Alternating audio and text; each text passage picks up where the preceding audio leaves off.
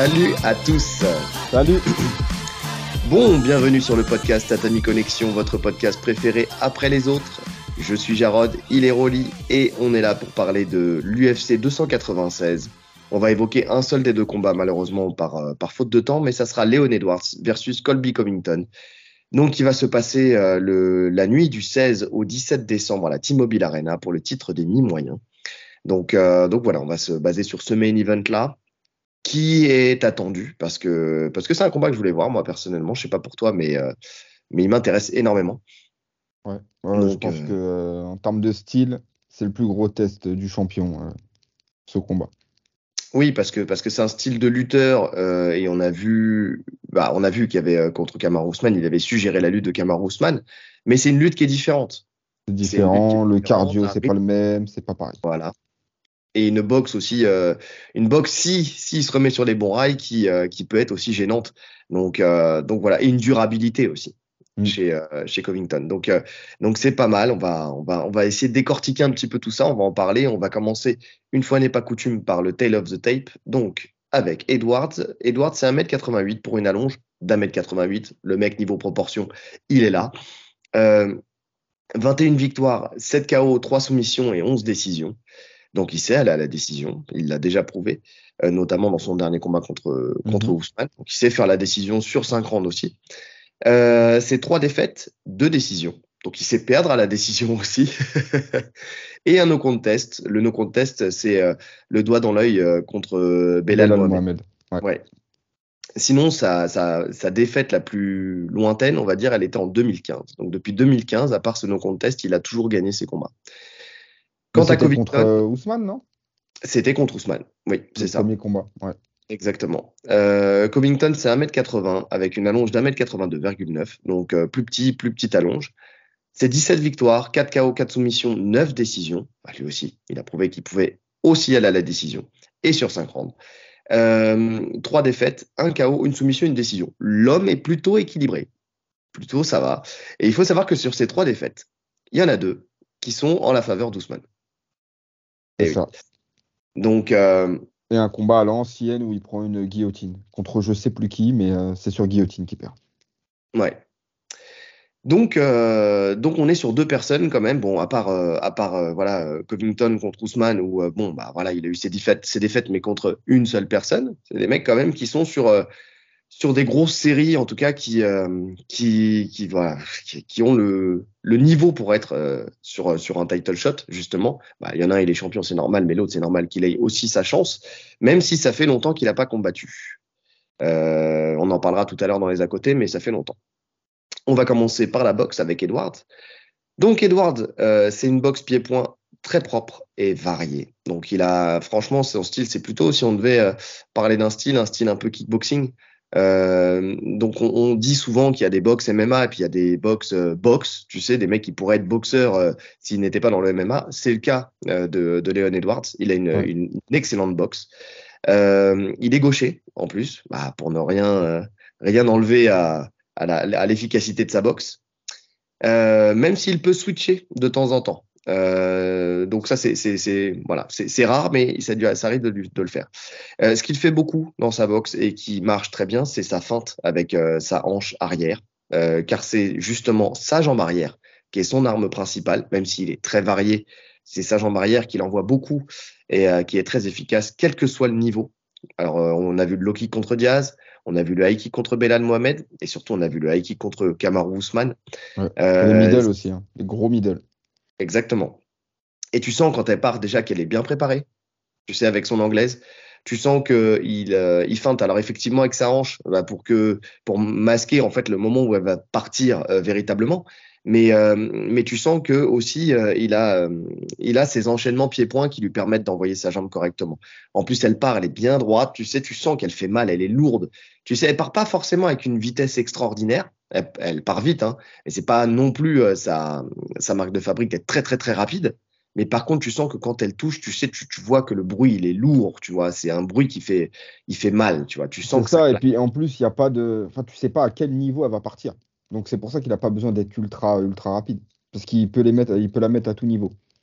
Donc c'est Oui. très difficile à bloquer. Oui, c'est ça, c'est ça.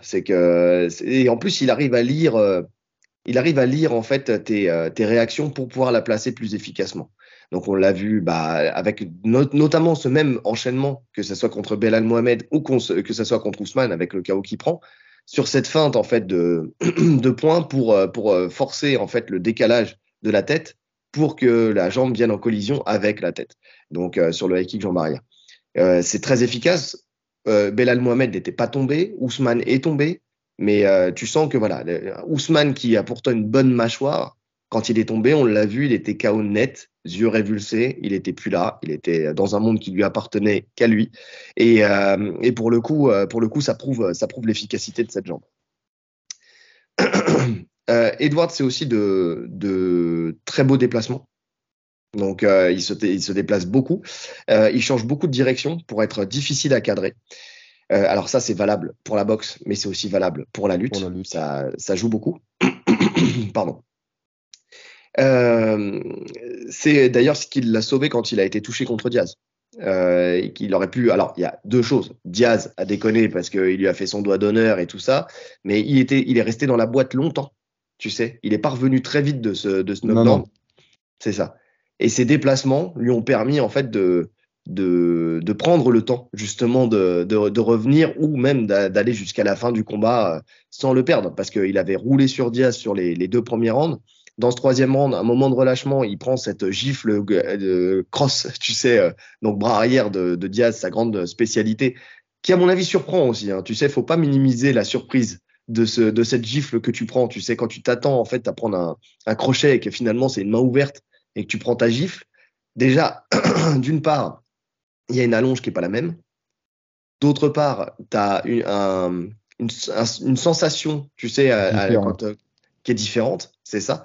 Et même ta réaction peut être différente. Donc derrière, tu sais, la surprise peut faire que tu prends le cross d'affilée derrière. Donc ça joue beaucoup. Ça joue beaucoup. Mais bon, en tout cas, ces déplacements lui ont permis de survivre. Il a prouvé par ça aussi qu'il réagissait très bien quand il était touché. C'est-à-dire, même s'il a mis du temps à récupérer, il a prouvé qu'il pouvait quand même rester lucide et savoir se déplacer. On le voit même les séquences, son combat avec Kamaru, où Kamaru il l'enchaîne à la cage. Et tu sais, il a ses mouvements, il perd pas sa lucidité. Il panique pas en fait sous les coups. Tu sens que c'est un vrai striker en fait. Il n'y a pas de problème à gérer les frappes. Un peu à la manière d'un Masvidal. Où des fois ils prennent une série de frappes, mais il y a toujours les yeux ouverts, pas de panique. Non, je suis complètement d'accord. Et d'ailleurs, tu parles des yeux ouverts, c'est très vrai parce que tu le vois notamment quand il boxe. Enfin, tu sais, quand il est dans des phases où il accueille justement les enchaînements de l'adversaire pour lui revenir derrière. Tu sens qu'il est serein. Tu sais, comme tu as dit, les yeux bien ouverts. Il a jamais une once de panique. Tu sais, il est toujours calme, détendu. Il attend, boum, boum, esquive, il bloque, les mains hautes. Et après, il revient, soit directement dans l'enchaînement de l'adversaire, soit il laisse passer la foudre et il réattaque dans la foulée. Mais en tout cas, tu sens qu'il y a toujours cette lucidité, ce calme, il est posé, il sait ce qu'il fait. Il n'y a jamais de frappes qui partent un peu comme ça. Tu sais, c'est toujours des frappes qui sont mises parce qu'elles peuvent être efficaces. Tu sais, il n'y a pas de déchets dans sa boxe. C'est ce que j'ai noté. C'est pas de déchets, c'est précis. Il sélectionne, en fait, tu sens qu'il sélectionne ses coups. Donc après, le problème avec ça, c'est qu'il y a peu de débit. Donc à la décision, ça peut être compliqué parce qu'il touche, mais il y a peu de débit, donc il envoie peu de coups. Mais quand il envoie, en général, ça touche. Ça touche quasiment tout le temps. Ouais, alors c'est vrai qu'à la décision, ça peut jouer, mais faut-il que l'autre en face puisse mettre des coups significatifs et sa défense en boxe, elle est quand même très bonne, ses déplacements aussi. Donc ce qui fait que, bon, même si lui met peu de frappes, c'est des frappes qui vont être vraiment significatives, qui vont créer du dégât. Là où à l'inverse, ça sera peut-être pas forcément le cas parce que son système de défense est très bon. Et tu parlais de son choix, effectivement, d'armes en fonction de l'adversaire. C'est très vrai parce que tu prends, par exemple, contre Rafael Dos Anjos, quand il sort les coudes en sortie de clinch. Mais ça, il le fait souvent. Il le fait très souvent et il a d'excellents coudes en sortie de clinch. Ouais. Mais tu sais, quand il sent qu'il y a quelque chose qui fonctionne, tu vois, il va insister dessus. Tu vois, contre lui, il avait ouvert à l'arcade. Tu sens que il punissait en fait RDA avec ses coudes à chaque fois. Systématiquement, en plus, ça fonctionnait très bien parce que RDA, il avait le bras sous l'aisselle, tu sais. Donc lui, il était en overhook Et au moment de la rupture du contrat, exactement, du contact, en fait, comme il était en overhook, tu sais, le coude, il était tout de suite là pour être placé, tu vois. Donc c'est très intelligent. Vraiment, il est très lucide. Ouais, c'est vraiment le mot, très lucide sur sa boxe, hein. Donc c'est une très bonne chose. Et on va voir ce que ça va donner contre un Covington qui, en fonction de si c'est Covington, l'ancienne version, l'ancien mood, ou le nouveau avec ses nouveaux coachs, en fait, ça serait limite, si c'est nouvelle version, c'est plus en faveur de Edwards, parce qu'il y Ah a oui, beaucoup moins de clairement, rythme. Il y a beaucoup clairement. moins de rythme dans la boxe de Covington depuis qu'il a changé de coach. Après, ça dépendait aussi de l'adversaire. On en parlera avec, quand on sera sur Covington. Juste un dernier point. On n'a pas parlé de son anglaise, mais il a un droit-gauche ultra précis. Il a une Oui, gauche en ligne, elle est magnifique. Et pour revenir sur sa défense, je trouve qu'il a quand même des absences à certains moments. En fait, on parlait de lucidité. Tu vois, quand le mec va l'enchaîner, et comme il est dans le moment présent, là, il est en pleine lucidité, il est concentré, focus. Par contre, quand il y a des temps un peu neutres, justement, le moment où il se fait cueillir contre Diaz, tu vois, des fois, tu sens que sur une demi-seconde, il sort de son combat. C'est con, hein, oui, il se fait surprendre, il se fait toucher, alors que quand il se fait mitrailler de coups, il prend quasiment aucun coup. Mais sur les phases où le rythme ralentit et où l'adversaire va déclencher d'un coup, il se fait cueillir.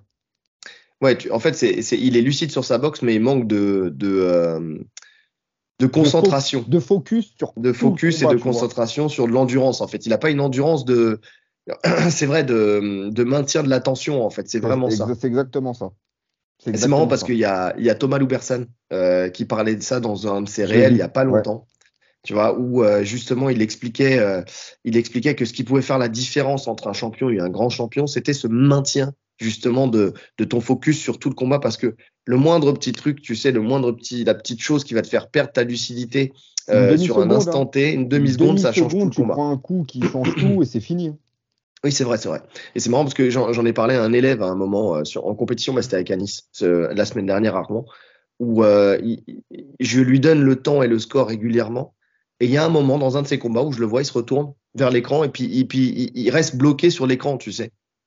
Donc ça a été parce que effectivement son adversaire en face n'en a pas profité, mais je lui ai dit ça, plus jamais. Plus jamais. L'écran, tu le regardes que si tu es dans un moment de contrôle où tu es focus et que enfin, tu as d'autres, comment dire, t'as d'autres moyens de sentir ce qui se passe. Tu vois, quand tu es au contact avec ton adversaire, que tu es sur lui, tu peux te permettre de regarder l'écran parce que ton corps va sentir si ça bouge. Ouais, Mais ouais. quand tu es en rupture de contact comme ça, tu regardes pas l'écran parce que le mec, il te Mais plonge dans même, les jambes. Ça y est, te marque deux au-delà de points, c'est ça, fini. quand tu as la chance d'avoir le coach dans le coin, parce qu'il y a des compètes où tu l'as pas, surtout en confirmé, tu vois. Mais Oui, quand tu as ton coach dans le coin qui te donne toutes les infos, tu n'as même pas besoin de regarder l'écran. ouais. Ouais. Non, non, c'est vrai. Mais en tout cas, voilà, c'est ça. C'est qu'il y a des moments où tu peux perdre Enfin, encore, c'est même pas perdre ta lucidité parce que justement, tu l'as encore parce que tu as conscience qu'à ce Ah, moment-là, tu t'es peux. lucide, ouais. Tu Ouais. vois. Donc, mais ne jamais la perdre, effectivement, parce que parce que ça peut être vite compliqué. Et lui, c'est vrai que des fois, il a ces petits moments d'absence. Bah, d'ailleurs, contre Ousmane dans le 1, hein, c'est son coach qui le remet dedans, hein. Sur le dernier round, qui l'insulte pour lui dire vas-y, réveille-toi parce que c'est maintenant ou jamais. Qu'est-ce que tu me fais, tu vois? Et c'est exactement ça. Donc, euh, donc voilà. Euh, on a tout dit pour Ouais. Edwards? Ok. Covington, donc, lui, il est en fausse garde, comme souvent chez les lutteurs qui se mettent au MMA. Parce que, on le dit, on le répète, la lutte et la boxe Une garde opposée. ouais, une garde En opposée. boxe, on va mettre notre poing et nos jambes fortes derrière, alors qu'en lutte, c'est l'inverse. Exactement. Donc, il utilise parfaitement. Il a une boxe très complète déjà, pour commencer. Parce que lui aussi, hein, il s'est mis. Effectivement, c'est un lutteur à la base, mais il a une boxe pied-point qui est très complète. Il utilise parfaitement son jab pour prendre soit des informations, soit sa distance, ou alors feinter, tout simplement. Il envoie un très gros volume de frappe. En tout cas, c'était le cas avant qu'il change de coach. Pour imposer son rythme, même si, c'est ce que je disais, on remarque le changement depuis les coachs, depuis qu'il a Alors, changé. oui et non. Oui et non, parce que Vas-y, finalement, pardon. sur son dernier combat, il renvoie un gros débit de frappe. Je pense que ça dépendait aussi de l'adversaire qu'il avait en face. Contre Ousmane, on l'a vu hein, sur les 3 premiers rounds de la revanche, Il fait Ouais. justement ce que tu dis, où il envoie peu de frappes, et il se réveille sur les 2 derniers, où il retrouve un peu son style. Par contre, contre Masvidal, pour moi, c'est le Covington d'avant, où il débite, il débite, il débite. Ouais, alors, justement, il y a deux choses. Parce que, tu sais, je t'avais dit, je vais regarder aussi, tu sais, pour voir si dans le dernier combat, effectivement, contre Masvidal, il revient à ses premières amours ou s'il y reste et il s'entête sur la nouvelle stratégie, tu sais, de poser le jeu. Euh, Après, je me demande si c'est pas faussé par le fait que ça soit Masvidal. Tu sais, parce que justement, avec Masvidal, il y avait cette rancœur. Il avait à cœur de lui rouler dessus. Tu vois, donc, et en plus de ça, il y a surtout, il sait très bien qu'il est obligé de mettre du rythme à Masvidal parce que il voulait absolument lutter. Aussi, pourquoi il y a beaucoup de rythme? Parce qu'il y a beaucoup de lutte. Tu vois, il Ouais, veut je suis absolument d'accord. l'emmener énormément, tu vois. C'est pour ça que je te parle de la différence d'adversaire, où là, je pense que contre un Edwards, la stratégie est la même que contre Masvidal. Contrairement à un Kamaru, où il a vite compris que de toute façon, il ne pourrait pas l'amener, et s'il l'amenait, il ne pourrait pas le stabiliser. Donc c'était un combat de boxe. Là Ouais. où finalement, c'est un lutteur, Covington, même s'il boxe bien, sa force Mhm. principale, c'est la lutte. Alors que contre un Edwards ou contre un Masvidal, comme on l'a vu là, je pense que la stratégie est la même. C'est-à-dire Eh ben, mettre la marche avant pour lutter. je sais pas.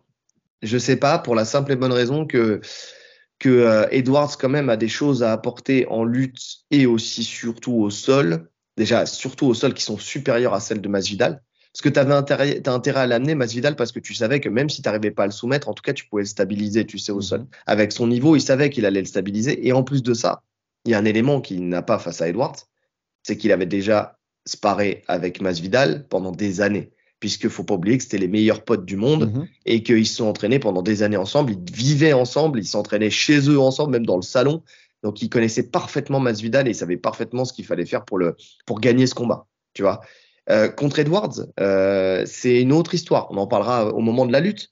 Mais niveau lutte, même contre un Belal Mohamed, par exemple, ou contre un Ousmane, on voit que c'est pas si simple que ça, tu vois. Ah Donc, non, euh, j'ai jamais donc dit que c'était simple. et, et en boxe, le niveau de boxe comment dire, de Edwards, si jamais tu te précipites et que tu te jettes et que tu envoies beaucoup de rythme, tu peux aussi, ça peut te desservir. Donc, je suis pas sûr, tu vois, quand même que ce système d'aller lui mettre énormément de rythme soit une très bonne chose. Je pense que justement, il va y avoir de l'ajustement dans le combat parce que je pense que c'est un combattant, faut le vivre, tu sais, pour le comprendre, tu vois. Ouais, maintenant, Je je suis pas pense sûr qu'il se que précipite tout de suite, hein. le truc, c'est que s'il reste à distance, il est exposé au kick, et je pense que c'est une de ses faiblesses. Il aime pas prendre Ouais, les kicks Covington, tu le sens. ouais. Donc, ouais, il est un peu bloqué, hein. Il est quasi obligé pour moi de mettre la pression. Parce que si tu laisses la distance et que tu n'oppresses pas Edwards, il est dans son game. Bien sûr. Mais en même temps, si tu lui rentres dedans, il est aussi dans son game, tu vois. Il gère très bien la lutte. Bon, on verra ça après, mais en tout cas, donc je sais pas. Bon, au pire, on parlera, tu nous feras ça sur Ouais, le game plan, tu sais, à la fin. yes.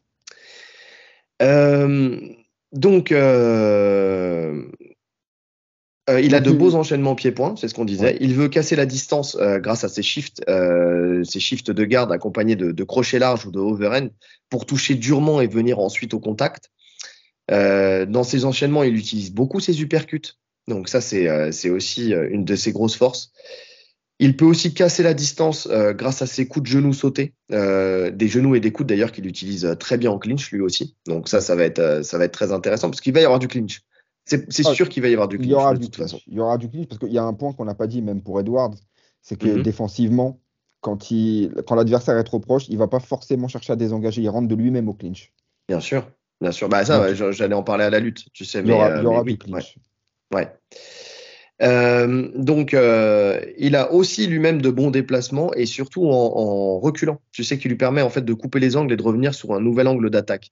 Il sait boxer en reculant et ça, c'est pas donné surtout chez les lutteurs. Tu sais, c'est pas toujours Mm. évident qui ont toujours l'habitude d'être sur la marche avant. Lui, il sait très bien reculer. En fait, il a vraiment une excellente boxe en vrai, hein.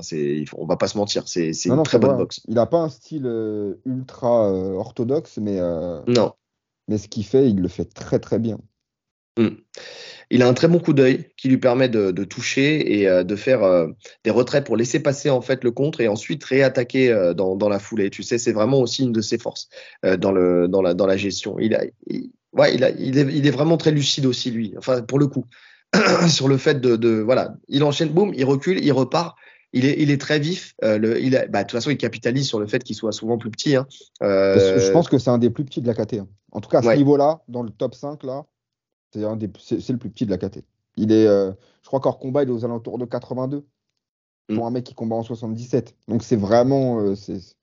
Le cutting, il est ridicule comparé aux autres. Ouais, ouais, ouais. Mais ce qui fait qu'il a été obligé de construire ce jeu justement en restant un petit peu aussi dans la poche pour pouvoir toucher, esquiver, retoucher. Enfin, tu vois, c'est important pour ça. Est-ce que tu as quelque chose à rajouter sur sa boxe? Non, non. Hormis le fait que des fois, je trouve qu'il rentre quand même tête un peu basse, quoi. Ouais. C'est quand il envoie ses crochets, en fait, tu sens que quand il rentre, c'est la marche avant. Mais sur un mec aussi précis que Edwards, où il va forcément capitaliser dessus, je pense, à un moment. Quand tu rentres, parce qu'il voit même pas où il avance des fois. Il a la tête basse, il regarde le sol et il avance. Ouais, ouais, ouais. Non, c'est vrai. C'est vrai. Bah, c'est ça, hein, c'est qu'il peut rentrer dans une guerre si les deux ne reculent pas, tu sais, comme justement avec Ousmane 1, où les deux étaient en centre-cage et puis s'envoyaient des parpaings, c'était à celui qui allait tomber, quoi. C'est Sauf ça. qu'à ce jeu-là, c'est lui qui est tombé. Ouais, alors qu'il est tombé parce qu'il s'est cassé la mâchoire, mais on peut quand même noter qu'il a un menton de fou, Oui, Covington. Parce qu'il prend oui, des parpaings et comme tu dis, il repart, il reprend un peu de distance et il re-rentre tout de suite dedans. Et il est très agresse. Donc il est même pas sonné en vrai. Il est quasiment jamais sonné. ouais, Il prend un knockdown contre Masvidal dans le dernier round. Tu sais, il se relève et il remet la marche avant. ouais. Par contre, juste pour revenir sur le rythme, c'est vrai que s'il arrive à imposer ce rythme-là à Edwards, c'est tout à son avantage parce qu'on l'a vu dans le premier round, dans le premier combat contre, enfin premier, donc deuxième combat contre Ousmane. Quand Ousmane il est en pression, qu'il lui met la pression du début à la fin, qu'il l'amène au sol, qu'il le boxe, qu'il ceci, qu'il cela, tu vois, qu'il arrête pas, qu'il le laisse pas Mais il respirer, tu épuise. sens que mentalement il est, mais même c'est mentalement où il est épuisé. On parlait justement du maintien de sa concentration sur du long terme. Plus tu vas le mettre dans le rouge longtemps, et plus tu vas son mental va baisser, va diminuer. Alors il peut le récupérer parce qu'on l'a vu, hein, à la dernière seconde il peut faire un coup d'éclat, mais quand même pour une décision. Tu vois, si tu arrives à le maintenir dans le rouge comme ça très, très fort, c'est vrai que ça peut être à ton avantage. Donc, il aura intérêt à le faire. Maintenant, faut-il pouvoir le faire? Ça, c'est une C'est autre ça. histoire. Entre vouloir et pouvoir. Là où un Covington, mentalement, tu sens que du début à la fin, il est conquérant. Même contre Ousmane, on l'a vu, hein, ça se joue dans les derniers rounds, c'est la guerre, quoi. Ouais, ouais, ouais, non, mais c'est vrai. C'est vrai. Ouais, c'est son côté Trumpiste. Hein, tu sais, même quand tout est perdu, on y croit encore. Tu vois, c'est. On y croit, c'est la guerre. Ah là là, mec Covington, great again. Donc, pour ce combat, bon, je pense qu'on est tous les deux d'accord pour mettre Edwards. Je sais pas, enfin, je te dis ça se trouve, je suis même pas d'accord. Ça se trouve, tu es pas d'accord avec moi, mais moi, je mets Edwards. S'il y en a un qui doit éteindre l'autre, ça sera Edwards. Même si je pense qu'il va prendre plus de coups qu'à l'accoutumée, Edwards, Ouais, parce qu'il y aura beaucoup plus de rythme. Mais les coups les plus incisifs, ça sera de son côté, je pense. ouais, Donc, avantage Edwards, de bon. ok. Ok. Moi, sur le plus de coups qu'à l'accoutumée, oui, mais avec ses déplacements, tu sais, je pense qu'il peut gérer. Bon, on va voir ça. Mais de toute façon, on va voir ça. J'ai hâte de voir ça. Ensuite, lutte. Donc, Edwards, il est très bon en défense, surtout grâce à ses déplacements. On en a parlé depuis tout à l'heure, mais effectivement, hein, la première des choses, le première ligne de défense, c'est de se déplacer et de se déplacer en circulaire pour éviter d'être cadré par la lutte de l'adversaire. Donc, lorsqu'il attaque, lui, par contre, il est souvent dans le timing pour shooter en double leg très bas et remonter pour ceinturer l'adversaire. Alors, il profite du fait, comme tous ceux qui ont plus d'allonge dans les catégories, hein, de travailler en ceinturage, de faire du body lock. Il a un excellent body lock. Ouais. Euh, on le voit dans tous ses combats, hein, pour le coup. Que ça soit contre Belal Mohamed, que ça soit contre RDA, que ça soit contre n'importe qui, en fait, quand il saisit le body lock, on sent qu'il est très fort, qu'il est très puissant sur ce grip-là. Et d'ailleurs, tu vois, quand je te disais, tu parlais tout à l'heure du clinch, effectivement, il n'a pas peur, même contre les meilleurs lutteurs, d'aller les lutter. Tu Non, sais. non, mais tu sens que déjà, alors physiquement, il a une force de ouf, parce qu'il rivalise avec tout le monde au clinch. Mm. Alors il est massif, mais il est quand même assez longiligne, tu vois. Mais il n'y a pas de problème à ce niveau-là. Son body lock, il est puissant. Il a d'excellents crochetages. Mhm. Il a crocheté Diaz, il crochette tout le monde. Tu vois, quand il laisse son Ouais. body lock, et dans tous les sens, hein. Il a mis un crochetage extérieur à Ousmane. Oui, Je pour trouve arriver à qu'à remonter. l'intérieur, il peut tout faire. Donc, à ce niveau-là, non, franchement, il a une très bonne lutte, Edwards, hein. Il a une Oui. très bonne lutte, Bah, offensivement, défensivement. c'est alors, on va nuancer. Officiellement, c'est le premier qui a amené Ousmane au sol. Officiellement. Ouais, Officieusement, c'est le deuxième. Parce que le premier, c'est Covington. Parce que, bon, il n'avait pas été scoré, ce takedown-là, mais lors de leur dernier combat, pour moi, il l'amène, c'est clair. Donc voilà, mais en tout cas, voilà. Juste ça, en termes de rivalité, il a rivalisé en puissance avec Ousmane en lutte. Et ça, déjà, rien que ça, quand on parle de puissance en lutte, déjà, ça, c'est l'étalon, tu vois. C'est rivaliser en puissance avec Ousmane, ça prouve que déjà, tu peux rivaliser avec n'importe qui dans la catégorie en lutte, en termes de clairement. puissance. Contre Belal Mohamed, qui est un peu le Ousmane du Moyen-Orient, tu sais. Lui, c'est Belal pareil. Mohamed, il a une lutte de fou, hein. Et cette lutte, tu vois, bon alors c'est sûr, il est venu, souvent Belal Mohamed arrivait à le remettre dos à la cage, mais il y a pas eu, parce que j'ai regardé, alors ce combat-là, malheureusement, il dure pas assez longtemps parce qu'il y a le doigt dans l'œil, mais j'ai quand même regardé parce que je me suis dit, Belal Mohamed, dans son intelligence de combat, il a tout intérêt à amener Ousmane, n'importe quoi, Edwards aussi. Edwards au sol. Et force est de constater que ça n'a pas été vraiment le cas. Il n'a pas réussi parce que en fait on sous-estime, mais encore, enfin je sais pas si on le sous-estime, mais en tout cas euh, je pense que la lutte d'un Edwards rivalise avec la lutte des meilleurs de la catégorie. Quand tu le vois quand il est dos à la cage, il fait très simplement ce qu'il faut faire pour ne pas tomber ou annihiler le jeu de l'adversaire. Il est en over-under, donc il pèse sur l'épaule d'un côté et il maintient de l'autre côté l'adversaire dans un ventre mou, tu sais, où il est pas trop bas, pas trop haut, où ça lui permet en fait de l'empêcher de travailler et il porte beaucoup d'attention à mettre la tête de l'adversaire de telle manière qu'il ne soit pas bien positionné pour pouvoir œuvrer derrière, tu sais. Il prend le temps de créer juste cette petite distance, boum, pousser la tête, revenir sur son over-under et écarter bien ses appuis, être bien collé à la cage pour pas se faire crocheter. Franchement, il ne Non, laisse aucun détail. ses placements, ils sont parfaits. Il te laisse pas verrouiller tes mains dans son dos. Il contrôle bien le Mm. poignet. Des fois, il vient en two-on-one où il vient contrôler deux mains sur un poignet. Donc, il est en over. Il vient avec la main qui est en over rattraper le poignet de l'autre main. Tu sais, il se fait une Mhm. passe et pour sortir. Non, franchement, c'est. De toute façon, le camp contre les camps qu'il a fait là pour préparer Ousmane, ça, je pense qu'il a pris un gap de ouf en lutte. Tu le Ouais, sens de bah, toute façon. Belal Mohamed, plus après derrière les deux Ouais, contre Ousmane. ouais, ouais. Donc oui, il a eu en 4 combats, trois profils, enfin 3 combats en tout cas, avec cette dominance de lutte et notamment de lutte à la cage qui lui a permis de prendre un Ah, niveau de alors, fou à ce voilà. niveau-là aussi, tu vois. Il y a ça aussi. C'est là où il est le meilleur, en fait, hein. Je pense qu'il est moins bon à l'ouvert, mais par contre, à la cage. Parce qu'en fait, il, sa défense, elle est en réaction après le contact.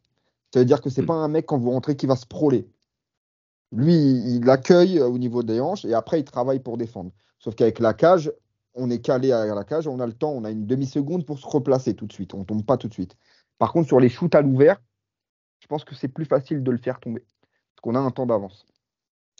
Ouais, après le truc c'est que lui, comme beaucoup qui sont forts justement en défense à la cage, en fait quand tu le shootes à l'ouvert, il accepte d'aller jusqu'à la cage. Tu Voilà, vois, en bah, en fait, fait, lui, c'est ça il sa va te défense. contenir jusqu'à ce que tu arrives dos à la cage et après derrière il fait son travail, quoi. Lui, sa défense, elle est là. Elle est de, si vous faites l'erreur de rentrer, de le pousser, lui, il va accepter, il va aller à la cage, il va défendre. Par contre, Ousmane, à un moment, il lui met un single leg d'école où il prend la Ouais. jambe et c'est juste, il pivote, il lui laisse pas le temps de reculer, il tombe direct. Bon, après, quand Ousmane te met un single leg d'école. Je suis d'accord, mais en fait, tu vois, c'est un chemin. C'est un chemin. En fait, je pense que quand tu le shootes, il faut tout de suite lui mettre de la rotation plutôt Oui, que de pousser. oui, oui. Voilà, faut jouer sur les changements de direction. Non, mais je suis d'accord avec toi, effectivement. Qu'un Covington sait très Maintenant, bien faire. parce que le niveau de Covington en lutte, il est extraordinaire, hein, de toute façon. Mais maintenant, de toute façon, il s'en moque un petit peu parce que comme toutes les personnes qui gèrent bien au sol, de toute façon, s'il se fait amener, il sait que derrière, il sera dans un domaine qu'il maîtrise bien. Donc c'est aussi, tu sais, il y a toujours ce travers des gens qui maîtrisent le sol qui, derrière, minimisent la défense de lutte dans certains cas pour ne pas Non, se non. fatiguer aussi, tout simplement, hein, Alors, parce pour ne qu'ils pas se savent que derrière, fatiguer, ouais, mais il se fatigue quand même, il dépense quand même de l'énergie en se relevant. Ouais, mais tu sais, tu as un arbitrage. Enfin, tu vois, moi, personnellement, je préfère perdre de l'énergie à me relever que perdre de l'énergie à défendre en lutte ou avec un mec, surtout s'il fait du chain wrestling où tu sais qu'il va te suivre jusqu'au bout de la terre, tu vois. Alors que quand tu arrives au sol, finalement, si tu gères, tu sais que tu es meilleur que l'autre, tu auras moins d'efforts à fournir, même si tu fournis un effort, mais tu auras moins d'efforts à fournir que si tu dois, tu vois, t'es sorti du single, le mec il te ceinture dans le dos, tu vas sortir du dos, le mec il va redescendre dans tes jambes, tu vas revenir, tu vas sprawler, tu vas remettre un coup de hanche. Tu vois, tu vas tripler, quadrupler, quintupler les actions à faire pour sortir. Là où tu vas arriver au sol, on va se retrouver dans une position, tu vas mettre un crochet papillon par exemple, ou tu vas essayer de le renverser, tu vas te relever, hop, ça y est, c'est bon, t'es bon. Tu vois. Le choix qu'a fait BSD contre Frévola. Tu vois, où il a dit, je sais qu'il va m'amener, bon, bah, je sais que je suis meilleur au sol, je le laisse m'amener au sol, je me fatigue pas, mais derrière, je sais qu'au sol, voilà, c'est mon domaine, tu vois. Ouais. C'est un arbitrage. C'est un arbitrage. Et on sait que, et on en parlera tout à l'heure, que Edwards au sol, c'est quelque chose. Donc, il est quand même très, très fort au sol. Donc, euh, donc voilà. Son chemin aussi, beaucoup. Alors, tu as parlé de ses fauchages. Il cherche aussi beaucoup à aller dans le dos, hein. Le dos. Donc, Quand il met le coup d'épaule pour passer derrière, ce que fait aussi beaucoup Covington, hein. hmm, Donc, ouais. ouais, non, il le fait très bien. Il change de niveau, il met le coup d'épaule, il passe derrière. Non, c'est ultra complet, franchement. C'est Alors, beau à voir même. simple, mais complet. Ouais. Tu vois, simple, mais complet. Maintenant, on a dit qu'il arrivait à garder. Tu as des choses à rajouter déjà sur Non. lui? Non. Donc, on a dit qu'il arrivait à garder à la cage, tu sais, le travail, tu sais, avec son over-under pour garder la personne à la hauteur qu'il souhaite, tu vois. Avec Covington, j'ai hâte de voir ce que ça va donner parce que lui shoot vraiment très très bas. En fait, il vient travailler au niveau des chevilles et pas au niveau de la hanche. Donc, on va voir ce que ça va donner son système de défense à ce niveau-là parce que c'est pas du tout le cas. En fait, c'est C'est deux pas pareil. styles de lutte différents d'Ousmane, Mohamed et Covington. Covington, c'est un autre niveau, mais aussi un autre niveau. Je sais pas si vous voyez ce que je veux dire. Notre niveau de lutte et notre niveau d'attaque. Donc, Covington, c'est un excellent lutteur hein, avec des techniques très variées. Au centre de la cage, il cherche souvent le single leg. Donc, ça va dans le sens de ce que tu disais tout à l'heure. Mhm. Sinon, il profite de la pression qu'il met en boxe pour venir coller à la cage, où il est très bon. Et là, il passe dans le dos. Bah, voilà, on vient de le dire, hein. Il reste soit il va dans le dos, soit il va très bas en fait, jusqu'à saisir les chevilles et tracter la jambe et la garder pour empêcher l'adversaire de se relever. C'est vraiment ce système-là, j'adore en fait. C'est très intelligent quand tu es capable de le faire et ça marche parce qu'on l'a dit, il est plus petit que ses adversaires.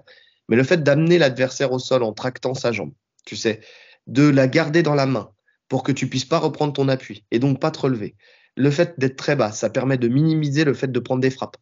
Parce qu'en fait, quand tu es très très bas, tu n'offres quoi? Tu offres que les zones que tu ne peux pas vraiment frapper. Mhm. L'arrière de la tête, la nuque, tout ça. Donc c'est très compliqué en fait de venir de le frapper.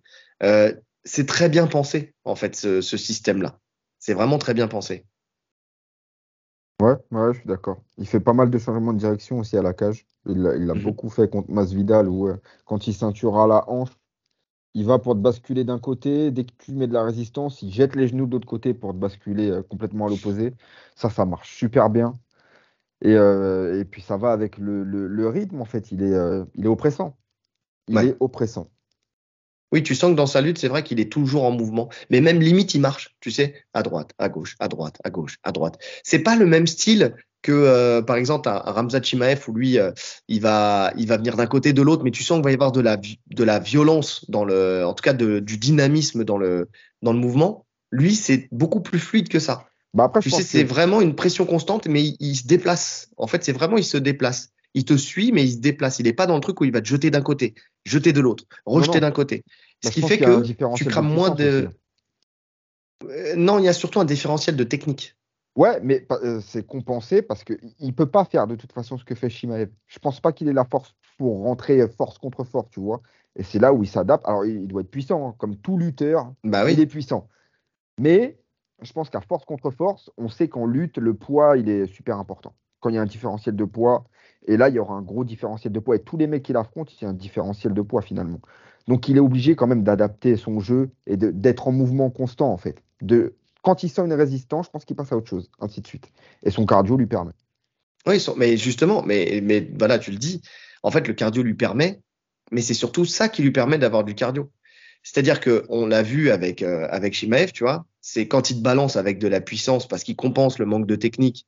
Attention, ne me faites pas dire ce que j'ai pas dit, il est très technique et tout ça, mais on a vu qu'il était limité quand même, d'accord? Mais que sa puissance venait masquer tout ça. Sauf qu'on a vu qu'à partir du deuxième round, ça y est, il n'y a plus personne. Alors que Covington, le fait d'être beaucoup plus technique et de savoir justement quels sont les bons points d'appui qu'il doit prendre pour pouvoir se déplacer de cette manière-là, sans avoir à mettre de la violence et de l'énergie, trop du dynamisme dans son mouvement, fait que derrière, il crame moins d'énergie. Donc aussi, il peut répéter l'action beaucoup plus longtemps, même si peut-être sûrement qu'il a plus de cardio que Chimaev, il a plus de cardio que tout le monde, Covington. Que tout le monde. Mais en tout cas, c'est aussi grâce à ça, grâce au fait que derrière, il minimise la débauche d'énergie dans sa lutte fluide, de par la comme technique. Dit, c'est fluide. C'est comme si qu'il drillait en fait. C'est ça bouge dans tous les sens.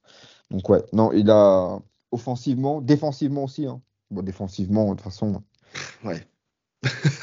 Ouais. Voilà, on n'a pas besoin vraiment d'en parler. Juste un petit truc en plus, il shoot aussi, il est capable de shooter des gros double legs s'il en a envie. Qui pourra en fait tenir jusqu'à atteindre la cage si besoin, si jamais il n'a pas réussi à shooter en première intention. Donc toujours dans cette continuité, tu vois. Mais bon, c'est là où tu notes quand même qu'il est ultra puissant parce que y a que des lutteurs qui peuvent faire ça. Tu sais, des fois, il se retrouve à shooter le double, tu sprawl, il a la tête complètement baissée avec les mains en haut. Donc normalement, il est censé ne plus avoir de force. Quand tu as la tête complètement baissée, tu peux plus pousser. Sauf que lui, il arrive quand même à te pousser à la cage, sortir sa tête et continuer son enchaînement. Ouais. Ouais, bien sûr, mais parce que ça, c'est un travail aussi que les lutteurs ont l'habitude de faire à mort, tu sais. C'est ça. Tu sens qu'ils ont développé une souplesse, une chaîne musculaire, force, une chaîne musculaire, tu sais, dans ce mouvement-là. Parce que c'est vrai que le fait d'avoir les bras en l'air, donc tu as une tension énorme sur les épaules. Déjà, ça demande une souplesse d'épaule, parce que cette tension, justement, il faut la minimiser. Ensuite, ils arrivent encore par le bas du corps, en poussant, tu sais, parce que c'est le bas du corps finalement qui fait tout le taf là. C'est tes jambes qui poussent. C'est ça. Donc, ils ont appris à se placer dans cette situation-là pour pouvoir développer d'une énergie cinétique. Tu sais, quand je te sors des mots scientifiques, ça se trouve, c'est même pas ça, l'énergie cinétique. Ah, écoute-moi, Jamy. Donc, il est pour développer une énergie de pousser en fait dans l'axe et même ne serait-ce que de pouvoir juste, tu l'as dit toi-même, sortir la tête. Donc, ça veut dire se décaler juste ce qu'il faut pour pouvoir en fait retirer une partie de la puissance de ton adversaire pour pouvoir l'emmener, continuer ton mouvement et continuer à avancer sur lui et pouvoir l'emmener à la cage. Ou alors continuer à l'amener directement. Oui, tu sens que c'est du travail que font les lutteurs. Et c'est un travail qui est très bien maîtrisé par Covington, ça c'est sûr et certain. C'est sûr et certain. Ouais. Donc voilà. Rien à ajouter sur Monsieur Covington? Non. Juste peut-être un petit truc, des fois en lutte, des fois je trouve, hein, il a la tête un peu quand il a la cage. Alors il est bas, mais si tu arrives à le remonter, il va caler sa tête de manière à ce que je sens que tu peux l'attaquer en fait. Alors pas en guillotine parce qu'il a la tête à l'intérieur, mais une ninja choke par exemple, ouais, je trouve qu'elle est assez faisable. La technique du moment. La technique du moment. Grave. Ouais. Ouais, ninja choke sur Covington, tu fais ça, tu marques les esprits. Hein. Tu marques les esprits. Mais bon, faut arriver à le remonter quand même. Hein. Faut arriver à le remonter. Quand il est très bas, là, c'est quand même compliqué. Surtout pour un Edwards qui va être beaucoup plus grand que lui. 8 cm de plus, si je me trompe pas. Ouais, faut le remonter hein, quand même. Pour ce combat Colby.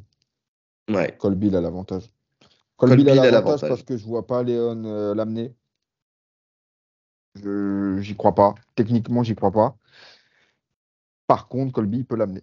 Et je pense qu'il va l'amener même, de toute façon. Au moins une fois, tu vois, il va l'amener. Même plus d'une fois, je pense. Mais après, ce qu'il va capitaliser dessus, c'est notre histoire. Mais ouais, il a l'avantage en lutte. Ouais, moi, j'ai mis aussi Colby. Même si, pour moi, Edwards, quand même, il a beaucoup de choses qui peuvent lui permettre de bloquer la lutte de Colby, tu vois. Qui peuvent le gêner, tu vois. Donc, effectivement, oui, il va sûrement l'amener. Mais ça va pas être aussi simple que ça. Surtout que je pense qu'Edwards va, comme pour tous les autres, venir lui aussi lutter. Ah, tu sais, lui, le fait que tu aies un lutteur en face, ça n'empêche pas de venir lutter. Et donc, bah, c'est intelligent. C'est intelligent parce que en fait, quand tu mets en fait ton adversaire qui est lutteur dans une situation qu'il n'a pas lui imposé, tu Ouais, vois. ouais. Donc, Il devient méfiant. On c'est l'a vu, ça. hein, il a tenté des doubles sur Kamaru, normal, hein. Alors, il n'y en a aucun qui a réussi. Hmm, Mais bon, le fait de tenter, tu vois, il se dit, le mec en face, il se dit, bon, il peut m'amener. Tu vois, si je suis hmm, pas vigilant, il peut m'amener. exactement. Donc c'est pour ça. Je mets l'avantage à Colby, mais attention quand même à Edwards. Au sol, Edwards. Alors, il cherche essentiellement le dos pour étrangler. Sur le dos, il sait être aussi à l'aise et il cherche beaucoup la soumission. Euh, mais on le voit pas. Enfin, c'est pas lui qui va aller chercher forcément. Tu sais, à travailler au sol. Il va rester dans sa boxe. Maintenant, si ça se présente, on sait qu'il est très très fort. Il a une très bonne balance. Il est très équilibré. On l'a vu justement contre Rafael Dos Anjos sur ses passages. Il y a un moment, il est sur la garde papillon. Enfin, Rafael Dos Anjos a mis en place la garde papillon. On sait que RDA, hein, c'est ceinture Un noire du super jiu-jitsu seul. brésilien, super seul et tout ça. Mais tu vois, il a réussi à rester équilibré et à travailler sur des passages, notamment en bodylock, tu sais, pour passer cette garde papillon. C'était très bien fait. Il s'est pas fait renverser. Normalement, il aurait dû se faire renverser s'il n'avait pas été stable. Et franchement, on voit quand même que voilà, il maîtrise son sujet. Tu Mais vois, c'est une comme pour la ceinture noire, hein. lutte, il Pour le maîtrise son coup, sujet. c'est une ceinture noire et elle n'est pas volée pour moi en MMA, tu vois. C'est une vraie ceinture noire de JJB. Mm, Tu le sens quand il tourne avec Diaz, etc. Tu sens que c'est. En fait, c'est le même style que debout, tu vois. C'est précis, il n'y a pas de fioritures, les mm. placements, ils sont nickel. Il oublie aucun détail. De la même manière qu'en lutte, il oublie aucun détail. Tu sens qu'il est vraiment appliqué, en fait, dans ces domaines. Dans ces domaines qui ne sont pas les siens, tu sens qu'il est vraiment appliqué. Bah, qui sont pas les siens, Qui n'étaient pas les ça siens à la l'est. base. Tu vois, maintenant, Voilà. ça l'est. Mais à la base, tu sens que il est vraiment appliqué, il est scolaire, en fait. Ah, c'est ça le mot, il est scolaire. Il n'oublie pas de replacer ses jambes, les crochets, tout est millimétré. C'est marrant hein, parce que tu vois, on parlait de Benoît Saint-Denis tout à l'heure et c'est un peu le même genre, tu Ouais, vois. je suis d'accord. Bah, c'est pas le même style, mais c'est un peu le même état d'esprit. C'est-à-dire un sol volontairement simple, mais encore, on dit simple. Simple dans la complexité, hein. Enfin, tu vois, c'est-à-dire que quand même, ce qu'ils font, c'est-à-dire que le système est simple, mais le niveau de détail technique est important. Tu vois, est Ouais, c'est ça, en confirmé. fait. Tu Et en vois. plus, on sait que réussir des trucs simples à haut niveau, c'est compliqué. Oui. Donc, ça reste compliqué, mais voilà, il s'enferme pas dans des trucs ultra complexes. Quand il est sur le dos, c'est demi-papillon, il reprend de la distance. Non, franchement, j'aime Non, puis beaucoup, moi, ce qu'il fait au sol. Ses il a défenses, le. à un moment, tu as Diaz qui l'attaque en clé de talon. Il tourne du bon côté, il se laisse pas embarquer. Il y a un changement de direction aussi au niveau de la clé de talon où il revient bien. Il n'y a pas d'erreur. Il sait exactement quoi faire à tout moment. Ouais, lucide, de toute façon. Toujours lucide, de la même manière. Mm. Et qu'est-ce que je voulais dire? Le fait aussi qu'il soit souvent bah, plus grand et plus puissant que ses adversaires, aussi, ça, il joue très bien de son gabarit. Tu vois. Alors, il n'en surjoue pas, mais il sait l'utiliser comme il se doit pour pouvoir aussi être dominant sur les phases au sol, comme pour les phases en lutte aussi de la même manière, tu vois. Et ça me fait penser aussi, encore une fois, la corrélation Benoît Saint-Denis, qui est souvent bah, plus puissant que ses adversaires, tu sais, qui est dans le haut de la catégorie, donc En termes de physique, ouais. en termes de physique. Donc ça joue, et c'est en jouer, mais c'est en jouer avec juste ce qu'il faut, tu vois, Oui, oui, en fait, en fait, c'est pas c'est jouer de sortir en son. puissance. Il y a la technique, mais il y a aussi la puissance qui va rentrer en ligne de compte pour appliquer cette technique Voilà, c'est mettre le physique au service de la au technique. service de la technique. Voilà, c'est C'est exactement beau, cette phrase. c'est Ben beau. oui, mais voilà, c'est ça. Est-ce que tu as quelque chose à rajouter sur ce Edwards au sol? Non, Non. non. Donc Covington, lui aussi, il est très Ah, à l'aise au on n'a sol. pas parlé de son grand endpoint. Ah bah vas-y, Oui, mais il a un bon grand endpoint, c'est tout. merci. Merci bien. Il est très très bon. Très très bon grand net. Non, mais ça va avec ses positionnements de toute façon. Il est stable, il Les est coudes, appliqué sur ses positions, donc ouais. derrière ça ressort parfaitement bien, tu vois. Ouais. Disons que, tu vois, par exemple, si on fait une corrélation avec Jiri Prochaska contre Pereira, tu sais, où il n'a pas su se replacer pour avoir un grand endpoint efficace et qu'il est resté, il s'est entêté dans sa position, c'est pas quelque chose, par exemple, que tu retrouveras avec Edwards. Non. Tu vois, il Il va va venir, trouver ses angles de frappe. voilà, il va s'installer, il va prendre sa zone de frappe, il va se mettre dans les bonnes conditions pour rendre son grand endpoint très efficace. Donc c'est son gros avantage. Tu vois, il va être mobile dans son jeu au sol. Il va chercher la meilleure position possible. Il va pas rester entêté sur une position, quoi. Donc voilà. Donc Covington, très à l'aise au sol. Il a la même stratégie qu'en lutte, c'est-à-dire chercher le dos. Ça, c'est vraiment son truc, hein. Il aime bien être dans le dos, même s'il soumet pas forcément, mais parce il n'a pas soumis depuis 2016, hein. Donc c'est pas, tu vois, c'est pas significatif. Mais par contre, dans le système de contrôle, il va chercher le dos et il va chercher l'étranglement, mais c'est plus une crainte de l'étranglement qu'il cherche. Après, si ça passe, tu vois. Mais voilà, il veut t'étouffer. Il veut t'étouffer encore une fois au sol. Il va gagner du temps de contrôle grâce au dos. On l'a vu avec Masvidal, hein, de toute façon, hein. Il va pas chercher forcément à frapper tout le temps, mais il va t'étouffer. Il va venir, Il il va te frappe, contrôler. il frappe pas mal quand même, hein. Non, ouais, non, il frappe pas mal, mais jamais au détriment de sa position. Non, il perd pas sa position. Après, Masvidal, on sait que c'est une anguille, hein. Masvidal, il Ouais. sort de tout. Franchement, ouais, ça aurait été un autre, peut-être qu'il l'aurait fait taper. Parce que Masvidal, il a cette faculté à sortir de tout. Bon, on l'a vu, de toute façon, il avait fait 3 rounds avec Demian Maia dans son dos, il s'est pas fait soumettre. Oui. Ouais, mais tu dis, ça aurait été quelqu'un d'autre, il l'aurait fait taper, mais je pense à. Alors, si je dis pas de bêtises, hein, parce que je l'ai pas revu le combat, mais je crois qu'il avait combattu contre bah, le nom. Putain, le nom est reparti. Le nom est Bah, de reparti toute là. façon, ses derniers combats, c'est Contre Woodley, c'est Lawler. Lawler. C'est Lawler que je cherche. Donc contre Lawler, tu vois, par exemple, tu vois, il l'a amené au sol, il a fait cette même stratégie, puis il l'a pas soumis plus que ça non plus, hein, tu Ouais, vois. non, c'est pas, il a pas l'instinct du finish, Non. Covington. Non, non. Non, non, il est dans le contrôle. En fait, c'est un lutteur. Finalement, tu sais, ce sol-là, tu prends n'importe lesquels des lutteurs que tu retrouves. Finalement, ça va être un peu le même style. Tu sais, grosse pression, on garde le contrôle. On sait comment se déplacer et se placer à chaque déplacement pour garder le contrôle fort. On frappe, on enchaîne. Derrière la soumission, bon, si elle se présente, c'est bien, mais si elle se présente pas, c'est pas grave. Par contre, lui, tu sens quand même c'est ça qui me fait bizarre, c'est qu'il recherche quand même le coup. Il recherche le coup, mais il n'arrive pas. Il n'y arrive pas. En fait, on va dire que si vraiment ça se présente pas tout de suite, c'est-à-dire que l'étranglement, il n'est pas là, son bras il tombe miraculeusement sous la Après, gorge. le truc, c'est que contre Masvidal, il est quasiment jamais dans le full dos avec les deux crochets, tu vois. Il a quand même Oui, sa posture de lutteur où il a un seul crochet. Donc oui. ça donne quand même des portes de pivot pour Masvidal, tu vois, qui arrive à sortir. Et c'est là Non, je où parle pour les autres, moi. Je parle pour les autres. Masvidal, oui. Masvidal, on est d'accord. Il est toujours dans il se met, en fait, ce qu'il fait, il se met perpendiculaire il présente en fait ses épaules c'est au ça. buste de Covington, ce qui fait que là, tu peux plus étrangler. Sachez-le, hein. Si vous voulez ne pas vous faire étrangler, soyez perpendiculaire à votre adversaire et lui donnez pas un dos complet. Il faut pas que sa poitrine soit collée à votre dos. Dès que vous avez un tout petit angle, l'étranglement ne fonctionne plus. Donc c'est vraiment ça. Il faut arriver toujours à sortir ses hanches juste ce qu'il faut pour que l'étranglement ne passe plus. Même si le mec, et vous ferez le test, même si le mec place son Mataleon, son rear naked choke, s'il serre même très fort, à moins bien sûr que le mec soit une mule extraordinaire et qu'il vous brise les cervicales, mais l'étranglement ne passera pas. D'accord.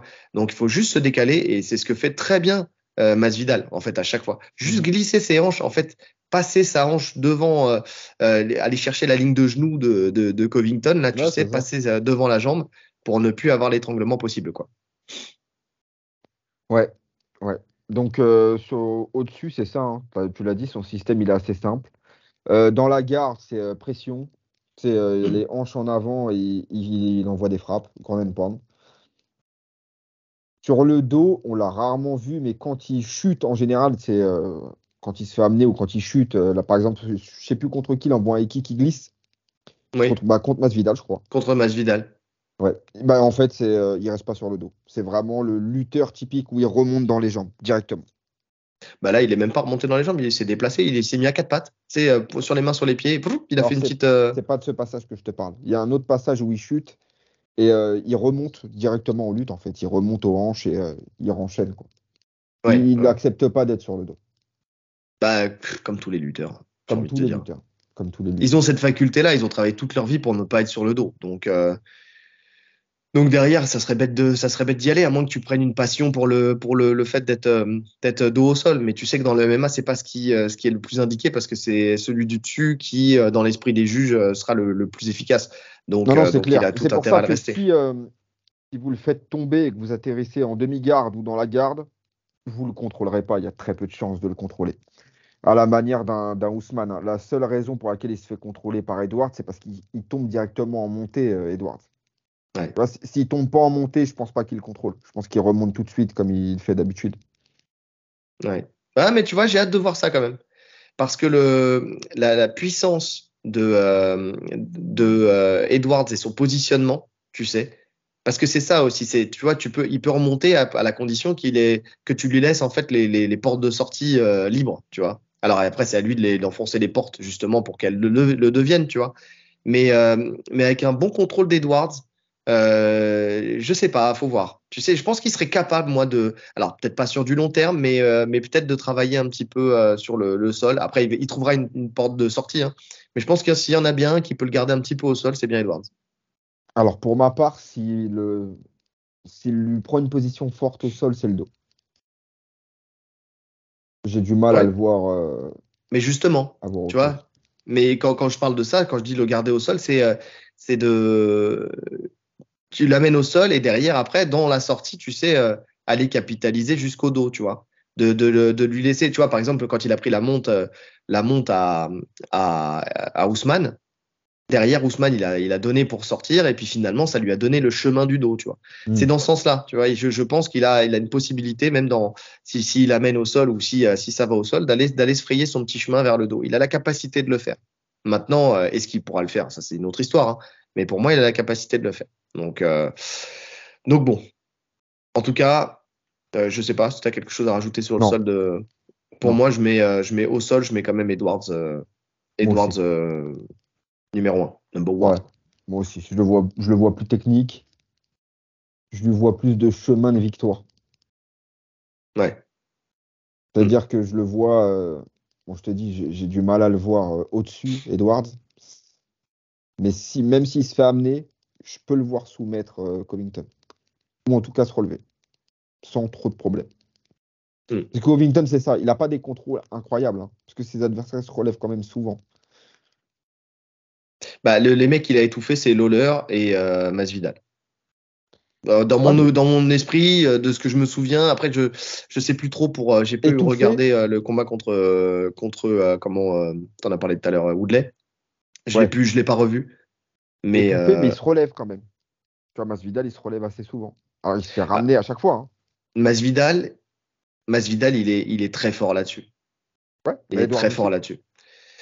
Mais non, non, oui, bien sûr. Non, non, Non, je veux dire, c'est pour ça que je te dis, j'ai du mal à le je voir. décorrèle Edwards, mais tu vois, sinon c'est Lawler, tu vois, qu'il a réussi vraiment à conserver sur tous les Ouais, rounds au sol, quoi. un Lawler retraité. Ouais. On en parlera après de tout ça aussi.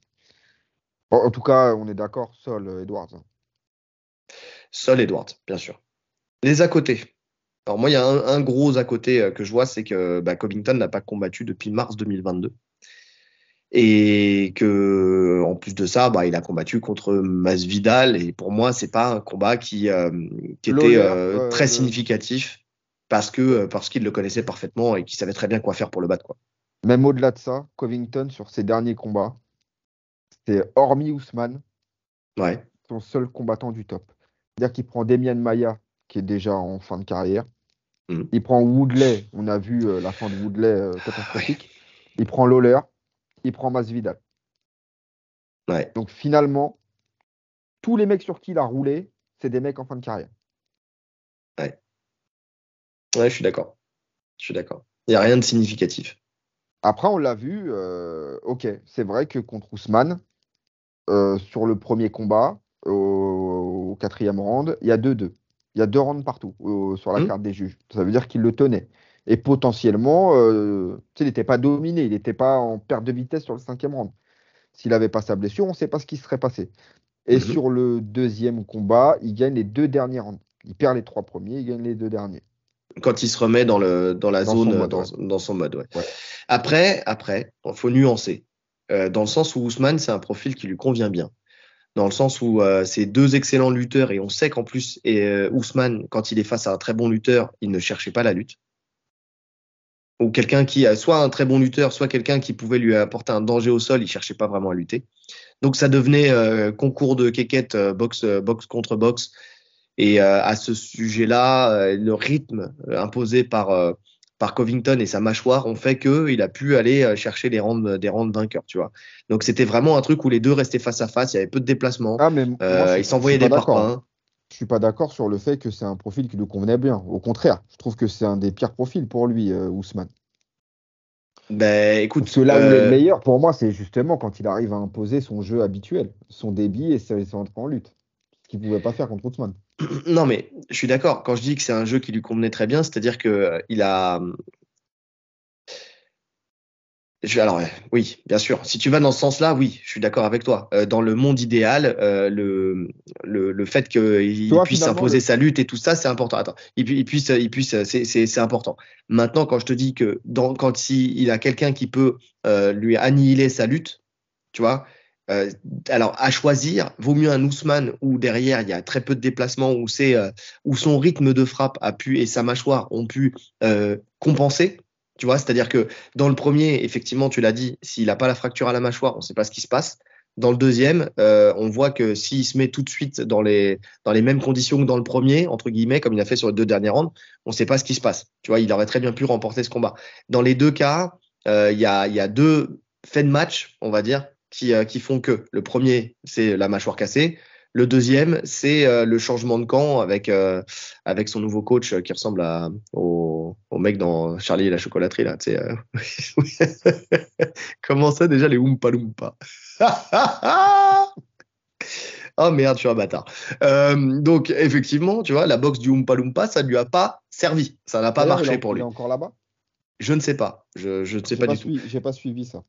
Mais En en même tout temps, cas, voilà, c'est. on n'a pas eu plus de nouvelles que ça de Covington depuis son procès. On sait Non, qu'il sort de son procès contre Masvidal. c'est ça. C'est ça aussi qui l'a éloigné à un moment. Maintenant, est-ce que ça va jouer sur le ring rust, tout ça? Je suis pas sûr. Non, je Parce pense que pas non plus. stylistiquement, tu vois, c'est pas un mec qui a besoin d'être ultra actif. C'est un striker ultra précis qui joue sur le timing, etc. Lui, il a la marche avant. Il a sa lutte, il va pas la perdre, hein, il lutte tous les jours. Donc je pense pas que ça aura un impact considérable sur le combat. Non, et puis mentalement, en plus, c'est pas quelqu'un qui. C'est quelqu'un qui est toujours prêt mentalement parce que c'est un acharné dans sa tête. Tu sais, il est possédé, ce mec-là. Dans sa tête, il Ouais. est possédé. Donc oui, non, je pense pas que ça joue énormément non plus. Donc voilà. Mais en tout cas, voilà, quand je parlais du style tout à l'heure, tu sais, le meilleur style avec Edward, avec Ousmane. Tu vois, avec Edward, si Edwards arrive à annihiler sa lutte, tu vois, Mhm. s'il arrive à bloquer sa lutte, le match-up, il est beaucoup moins favorable pour Colby Covington que quand c'était contre Ousmane. Tu vois? Oui, parce que c'est un meilleur striker en face. Oui, c'est sûr. Donc, C'est sûr. mais c'est surtout qu'il y a du déplacement. Il y a du déplacement, il est un meilleur striker, il a Il y a des armes plus plus de longues. kicks, ouais, ouais, c'est sûr. Voilà, tu vois, c'est ça où je te dis que en fait Ousmane c'était un match-up qui n'était pas ultra défavorable non plus pour lui, tu vois.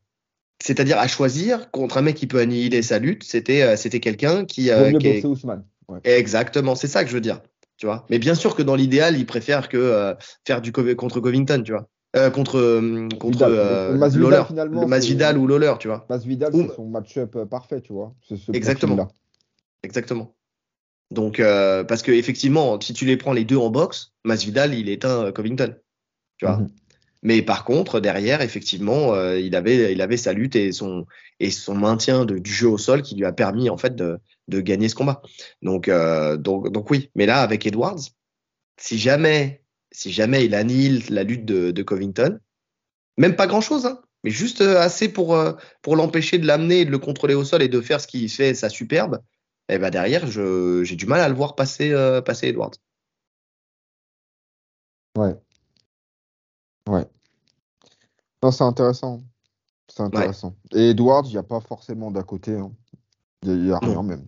Edwards, Bon, sa communication, elle est pas il fait son ouf, chemin. hein. Non, non, non. Bah, c'est Il ça qui cherche lui a posé pas. problème, hein. Ouais, clairement. Ouais. Donc, Discret. discret, il s'entraîne. Lui, ce qu'il veut, c'est juste la passion du sport, quoi. Le mec, il s'entraîne. Par contre, il est à l'entraînement, il est ultra carré. Tu sais, tu sens que physiquement, il est toujours très prêt.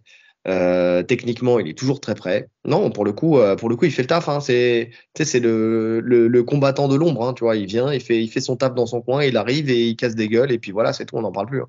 Donc, Ouais. on sait si juste une chose, c'est que il a confirmé avec son deuxième combat contre Ousmane que son statut de champion lui avait fait passer un step mental et dans la gestion de ses combats. Donc Mhm. ça, c'est une réalité.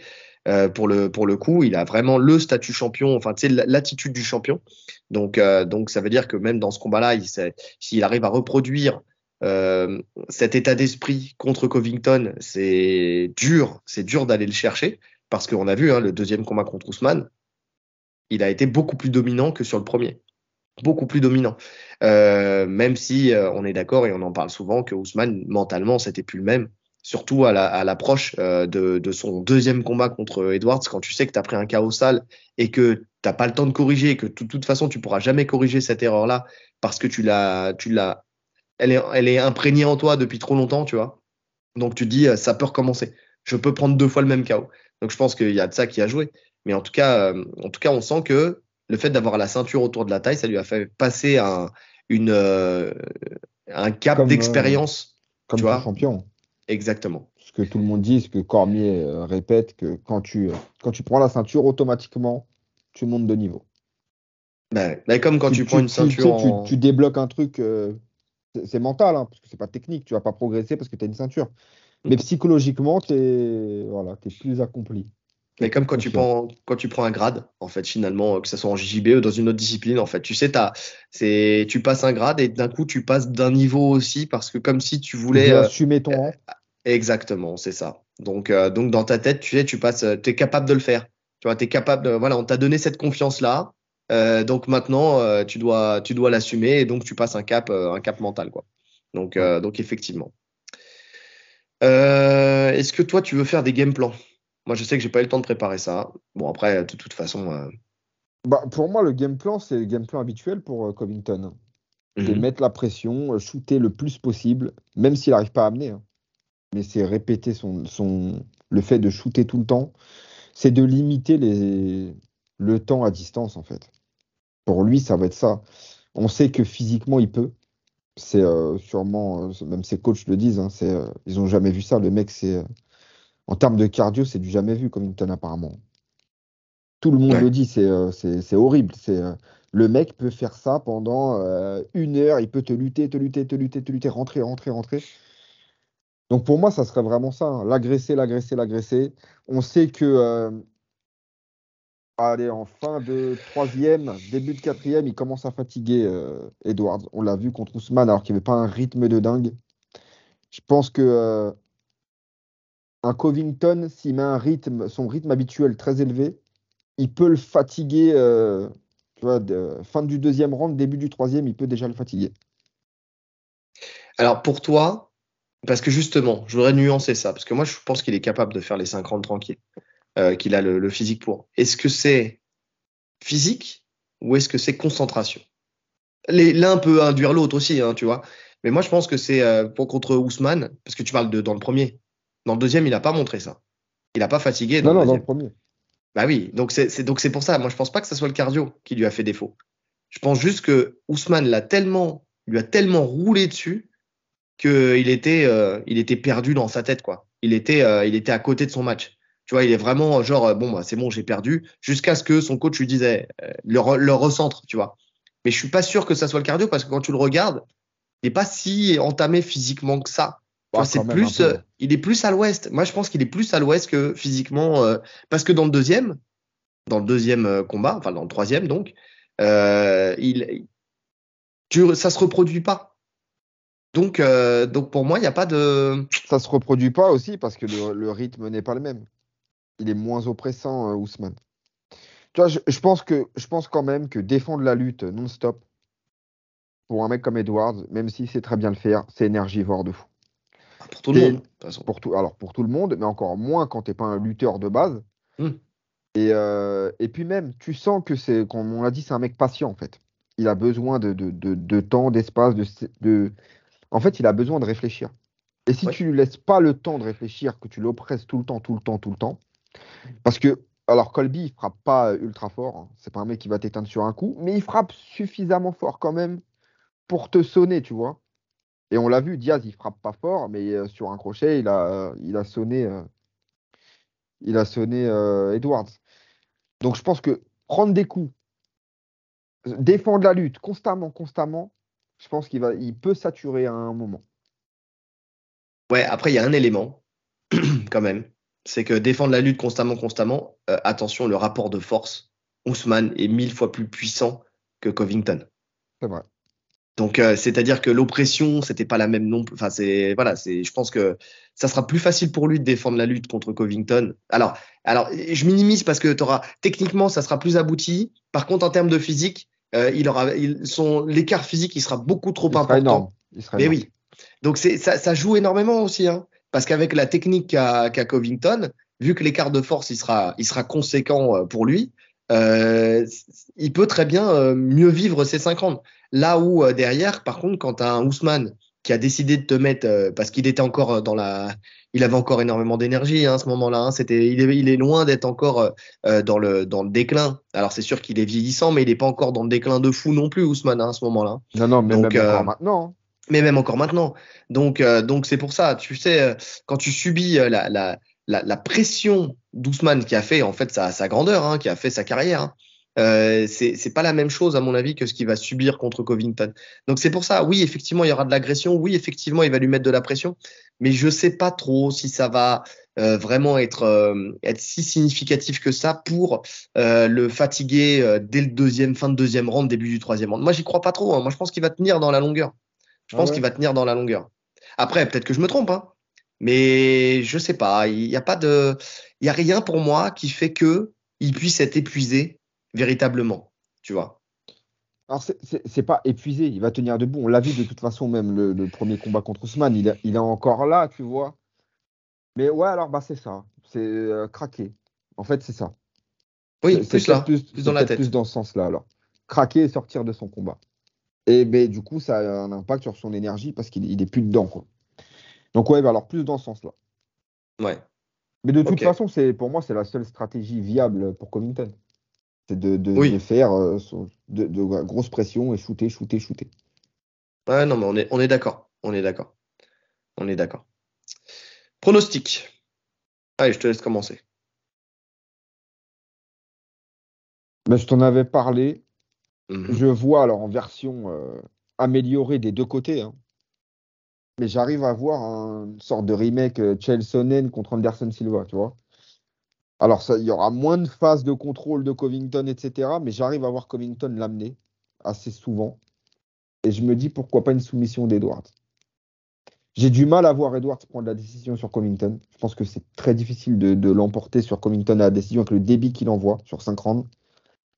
Je me dis si ça, voilà, s'il n'arrive pas à le finir, si ça va à la décision, je vois potentiellement Covington prendre 3, 4, 5.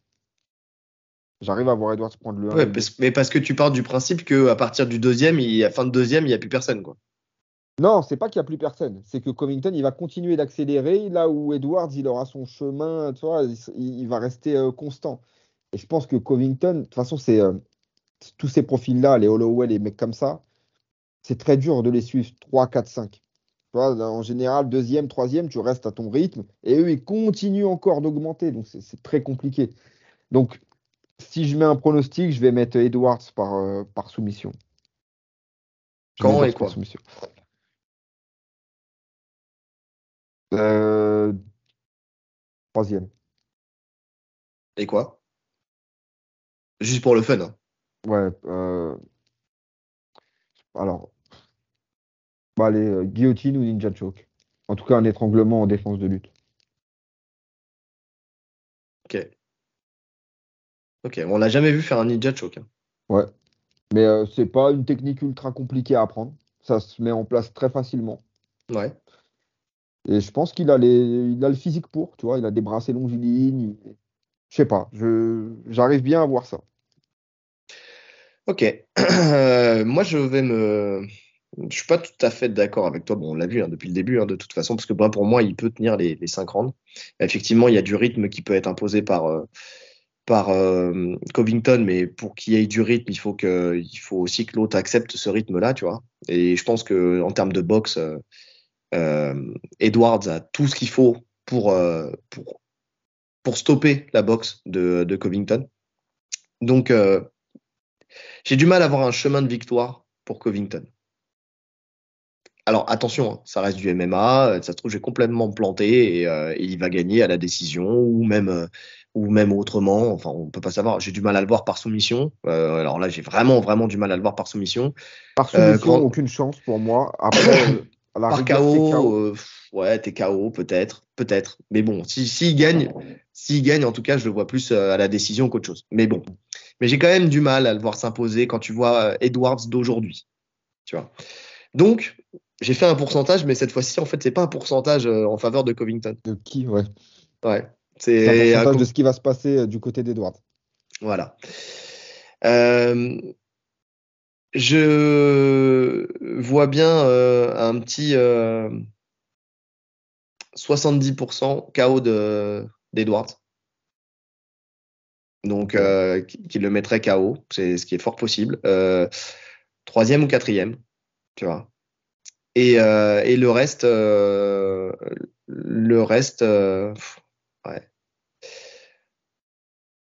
Soumission, ouais, non, soumission, j'ai du mal à le voir parce que, enfin, je peux le voir potentiellement, tu vois, aller le chercher de dos et puis à venir étrangler. Donc, c'est limite, alors il faudrait que je sépare encore, je scinde encore, mais bon, au bout d'un moment, il faut se mouiller un peu, hein. Parce qu'effectivement, je te l'ai dit tout à l'heure, moi, si je le vois soumettre, ça serait plus un moment où il va se frayer un chemin vers le dos pour étrangler. C'est potentiellement possible.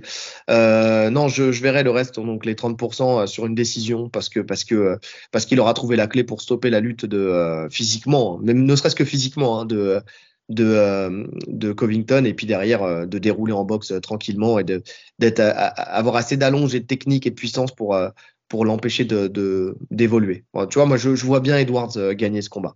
Honnêtement, s'il est sur Ah, les moi, bons moi rails, aussi, je s'il le est vois bien gagner, câblé, mais donc ouais, mais tu le vois sur une soumission quand même. C'est avec un seul lutte. Je pense que c'est une grosse anguille, tu sais, le Covington, et donc ça va être difficile d'aller le chercher. Maintenant, sur ta corrélation, alors j'ai fait exprès de pas en parler la dernière fois quand tu m'en as parlé. Ta corrélation avec Scholzonen contre Silva. Alors, Sonnen, il était quand même vachement puissant, tu sais. Il a il ça était qui jouait vachement dopé beaucoup. aussi. Non, mais certes, pour X ou Y raison, mais il Tu sais était quand même il vachement. avait un taux 30%, 30 fois supérieur à la norme de je sais plus, de testostérone. 30 fois supérieur à la norme. Mais c'est la génétique.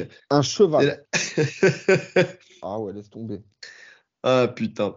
Non, non, mais tu vois, donc effectivement, dans le rapport de force, il y a quand même un rapport de force qui était beaucoup en faveur de Scholzonen. En plus de ça, il avait une lutte, tu sais, lui, il n'avait pas besoin d'aller chercher techniquement, tu sais, à venir faire du contrôle, tatati Ouais, tata, là, tu et vois, il puis te rentrait Anderson dedans. Silva n'avait pas la défense de lutte de Edwards. C'est pour ça que je dis que c'est Exactement. des versions améliorées. C'est ça. Donc, mais le problème, c'est que tu dis des versions améliorées. Alors, Edward, c'est une version améliorée, on va dire, même si en termes de striking, je pense que Anderson Silva, c'est le jour et la nuit contre, enfin, Edwards, Anderson Silva. Là, on peut pas parler de version améliorée, hein, dans le Quand je dis sens, version améliorée, c'est plus complet, en fait. C'est alors plus complet. dans le MMA moderne, tu vois. Ouais. Mais tu vois quand même, je pense que Scholzonen, tu vois, par exemple, je sais pas, je dis une connerie, mais tu le mettrais contre Covington, tu vois, je suis pas sûr que Covington il passe Scholzonen, tu vois. Après, c'est deux KT au-dessus. Non, mais d'accord, ouais. Mais tu vois, si tu fais une transposition avec le rapport de puissance dans sa KT, sa Ah, lutte et tout ça, tu vois. je pense que Covington est meilleur en lutte que Sonnen. Ouais, mais t'as le rapport de puissance. Et il était quand même très bon en lutte, tu vois. Donc, bon, je sais pas, après, je dis ça comme ça. Dites-nous, c'est important dans les commentaires, si jamais il y avait ce combat-là, qu'est-ce que vous en pensez? Mais tu l'as dit, le problème, c'est que Covington, on l'a pas vu encore contre des mecs qui font partie de l'élite, quoi. Véritablement, tu Non, c'est vois. vrai, c'est vrai. Donc, Quand il les prend au bon moment, en fait. Parce que ouais. même, il a combattu contre Rafael dos Anjos. sûrement. J'ai pas vu là. Je Il veux me pas te dire. semble. Mais bref, dans tous De les toute façon, cas, ouais. Dos Anjos, il a affronté tout le monde. Bon, il a affronté tout le monde, c'est vrai en Tu plus. sais, tu peux dire oui parce que tu sais qu'il a affronté T'es tout le monde. sûr Je qu'il a sais que affronté tout le monde. bon, je vais regarder Sherdog, mais t'as Julien Casier de la Gracie Bra, qui est un ami proche de Rafael Dos Anjos, qui va m'envoyer un WhatsApp en me disant, mais oui, il l'a affronté, il s'est passé ci, ça, à telle minute, telle seconde et tout ça. Donc encore une dédicace à lui, tu sais. Mais Je oui, crois oui, que c'est oui, le mec qui a le palmarès le plus rempli en termes de noms affrontés. C'est ouf bien sûr. tout ce qu'il a pris. Avec sa tête de keuf, quand il a sa moustache, là, tu lui mets un petit uniforme. C'est ce que je me disais quand je l'ai vu combattre contre Edwards. Tu sais, j'ai dit à ma femme, ça fait longtemps que je n'ai pas parlé de ma femme. Je lui dis, regarde, tu lui mets un képi, Ah, c'est vrai il que a la une petite tête de moustache, keuf. grave. Ah, elle est magnifique, magnifique. Il a la tête carrée, la moustache, la coupe de cheveux. Ah, non, non, il a une tête à mettre des képis, tu sais. C'est vraiment ça. Oh là là. Bon, donc ouais, je fais un 70-30 comme ça, quoi. Donc, Bon, en tout cas, décision, on 30 voit décisions. Edwards tous les deux. On voit Edwards tous les deux. Maintenant, bon, espérons qu'on se trompe pas, hein.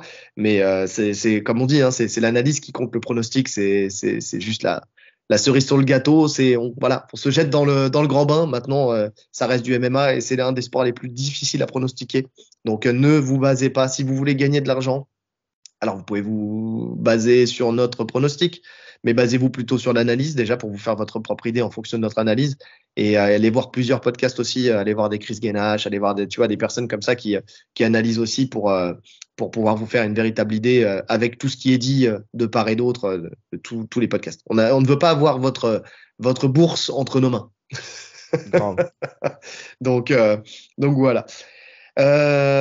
Petit mot de la fin, Oompa Loompa. Donc voilà, si vous avez été jusque-là, tu sais, je vais faire comme Seb Media. Tu vois, Le podcast, si 4 vous avez comiques été dans le jusqu'à la vent. fin du podcast, mettez en commentaire Oompa Loompa.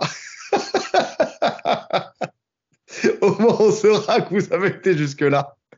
C'est le meilleur des indicateurs, hein. C'est mieux que les algorithmes, enfin que les statistiques YouTube, hein. S'il y a 200, 300, 800 Oompa Loompa, c'est que vous avez été C'est bon. jusque-là. Donc, on est confiant. En tout cas, likez si ça vous a plu. Abonnez-vous, partagez, commentez, mettez les 5 étoiles sur toutes les plateformes de podcast. On a eu, je le redis, mais je l'ai déjà dit, les statistiques de fin d'année là de Spotify, et elles sont très très positives. Vous êtes de plus en plus nombreux à nous écouter. Donc voilà, soyez de plus en plus nombreux aussi à vous abonner, hein, parce que ça stagne un petit peu là ces derniers temps. Donc un petit coup de pouce, ça nous fait du bien. Donc Ouais. qu'on passe un jour quand même ces putains de 1000 abonnés quand même, tu sais, franchement, tu sais, je Je te jure, désespère. la Il y a barre des des moments, 1000 ça monte, abonnés, c'est grave. et t'es là, tu te dis, oh là là, mais ça c'est fou quand même, c'est fou. Ah, et lâchez-le, quoi, abonnez-vous, ça vous coûte quoi? Ça vous coûte rien, putain. Donc voilà. N'oubliez pas qu'il y a le lien Tipeee en description aussi si jamais vous voulez faire un geste et nous apporter un petit soutien. Merci à Herman qui nous a fait un don. Ah, j'ai oublié de te le dire. Hermanito. Herman du club. Herman du club qui nous a fait un Oh, don. Donc voilà, merci à lui, franchement. Un des soutiens de la première heure. Et c'est pas parce qu'il fait partie du club, c'est parce que voilà, il il aime savait le pas que travail. c'était nous au début. Et il savait pas que c'était nous au début. C'est vrai en plus. C'est vrai en plus. C'est le Bah mec oui. s'entraîne chez nous, mais il savait pas que c'était nous. C'est vrai, c'est vrai. Donc voilà, Herman qui est une des ceintures bleues de mon club. Donc voilà, un gros big up à lui. Voilà, je pense qu'on a fait le tour. J'ai fait exprès Ouais, de durer dans le temps. Oui, comment?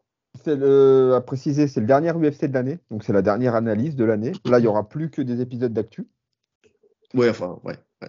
Bon, on n'est pas loin de la fin de l'année, mais On n'est pas loin de la fin de l'année exactement. Et non, je pense il faudra qu'on fasse les MMA Awards. ah, c'est sûr qu'il va falloir qu'on fasse les MMA Awards. Et ça, c'est pas une mince affaire parce que c'est un travail aussi pour trouver les. Ah, dans chaque catégorie, c'est pas évident, hein. Vu qu'on regarde Grave. pas tout, ça nous fait un travail de recherche énorme. Si, peut-être que je ferai un petit débrief aussi, là, le 21 décembre, je serai au. Alors, toi, tu t'es pas disponible, mais je serai à la Pro League JJB, là, qui va se mettre en place en partenariat avec la CFJJB et Adidas à l'Institut du Judo. Donc, c'est plusieurs catégories avec 4 combattants par catégorie. Ils font demi-finale, finale avec 1000 € de prime pour le vainqueur et 500 pour le deuxième, je crois, si je me trompe pas. Donc voilà, il y a du Guy, il y a du No-Guy, il y a des grands noms du JJB français, il y a du nom historique du JJB français avec une Laurence Cousin qui nous écoute en plus, donc je lui fais un big up aussi. Donc qui va participer. J'ai hâte de voir ça. Je serai dans le public. Si j'arrive à à me retenir, parce que je vais pas prendre de notes, on va pas se mentir pendant les vêtements, je vais être en train de kiffer et de regarder, mais en tout cas, si j'arrive à retenir pas mal de choses, j'essaierai de faire un petit, on vous l'a fait courte sur le sujet, un petit sujet JJB, on va voir, on va essayer de mettre ça en place. Donc voilà, et puis voilà ce qui va se passer pour la fin de l'année, je pense. On va essayer de faire ça, de mettre ça en place. Voilà, je pense qu'on a laissé traîner pour Lionel Redoudou suffisamment le podcast pour qu'il ne soit pas choqué du fait que ça dure pas assez longtemps, hein, que je reçoive pas de message en disant je comprends pas, vous êtes plus les mêmes et tout. C'est pour ça que tu jouais la montre là. Mais je joue la montre, mais bien sûr que je joue la montre pour une personne, c'est pas vrai ça. En tout cas, il ne reste plus qu'à vous souhaiter une bonne journée. Ou une bonne soirée.